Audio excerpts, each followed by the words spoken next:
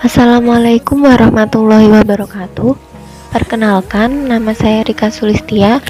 Di sini saya mewakili kelompok 9, yaitu Anik Mukhairul Bashar, Mujib Mustafa, Muhammad Ali Mustafa, dan saya sendiri Rika Sulistia. Di sini kelompok kami membahas ringkasan dan resensi. Ringkasan, pengertian ringkasan. Ringkasan berasal dari kata ringkas yang berarti singkat, pendek dari bentuk panjang. Hal ini dipakai untuk mengatakan suatu bentuk karangan panjang yang dihadirkan dalam jumlah singkat. Suatu ringkasan disajikan dalam bentuk lebih pendek dari tulisan aslinya dengan berpedoman pada keutuhan topik dan gagasan yang ada di dalam tulisan aslinya. Ringkasan merupakan sebuah penyajian peristiwa yang panjang disajikan secara singkat, namun tidak merubah urutan isi dan sudut pandang pengarang asli. Tujuan ringkasan. Menurut Arifin dan S. Amrantasai, tujuan membuat ringkasan sebagai berikut. Ringkasan dibuat untuk membantu pembaca memahami buku yang panjang itu. Ringkasan membantu pembaca buku untuk membaca hal itu dalam waktu yang singkat dengan cara menghemat waktu. Syarat membuat ringkasan. Peringkas harus membaca naskah asli beberapa kali untuk mengetahui kesan umum, maksud, sudut pandang penulis asli. Judul dan daftar isi tulisan dapat dijadikan pegangan. Peringkas mencatat gagasan utama atau gagasan yang penting atau menggarisbawahinya, agar memudahkan peringkas meneliti kembali apakah pokok-pokok yang dicatat itu penting atau tidak. Jika masih ada gagasan yang tidak penting, maka gagasan tersebut dapat dihilangkan. Peringkas memproduksi atau membuat bacaan. Peringkas menyusun kembali suatu bacaan secara singkat atau ringkas berdasarkan gagasan utama yang dicatat dalam langkah kedua di atas. Ketentuan tambahan yang masih perlu diperhatikan. 1. Gunakan kalimat tunggal, bukan majmu'. 2. Ringkasan kalimat menjadi frasa, frasa menjadi kata. Gagasan semua kalimat harus dicermati. Ada kalimat bahkan alenia yang dapat diabaikan. 3. Jika perlu, keterangan atau kata sifat lebih baik dibuang. Boleh dipertahankan guna untuk menjelaskan gagasan utama. 4. Mempertahankan susunan gagasan asli serta ringkaslah gagasan itu sesuai dengan urutan tulisan aslinya. Jangan memasukkan gagasan, komentar, dan interpretasi peringkas dalam ringkasan. 5. Buanglah contoh dan penjelasan rinci dan ubahlah dialog langsung menjadi tidak langsung. Cara membuat ringkasan.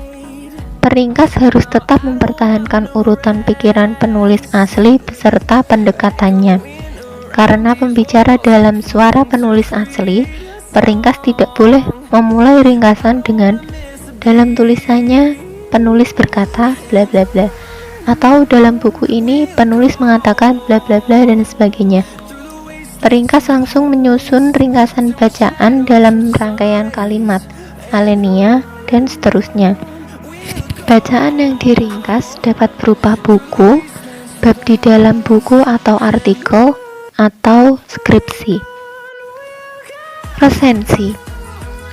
Pengertian resensi. Kata resensi berasal dari bahasa Latin, yaitu dari kata revider atau recensor yang memiliki arti menimbang kembali, melihat, dan menilai.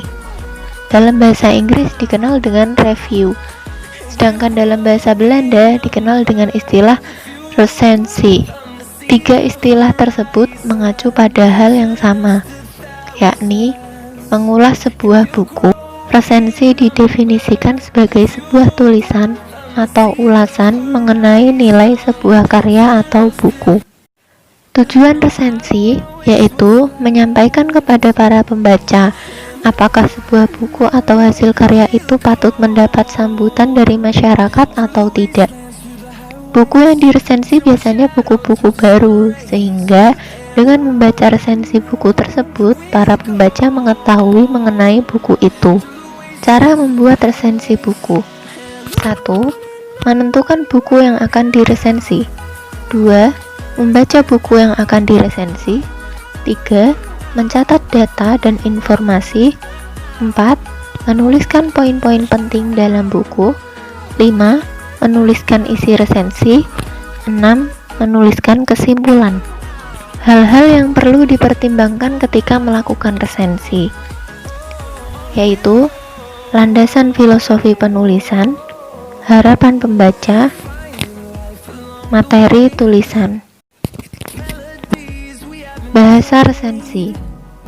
Bahasa dalam resensi hendaknya bahasa yang denotatif, karena ingin menyampaikan fakta secara ilmiah dan objektif. Resensi harus menerapkan kaidah ejaan yang disempurnakan, pilihan dan bentukan kata yang tepat, kalimat yang efektif, dan paragraf yang padu dengan penalaran yang logis. Lain halnya karangan fiksi. Cerita fiksi lebih mengandalkan konotasi. Dengan kata tersebut, penulis dapat leluasa membangkitkan imajinasi pembacanya. Sistematika resensi. 1. Cantumkan tema atau judul karya yang diresensi. 2. Sebutkan nama pengarang, judul karya, penerbit, tempat terbit, jumlah bab, dan jumlah halaman.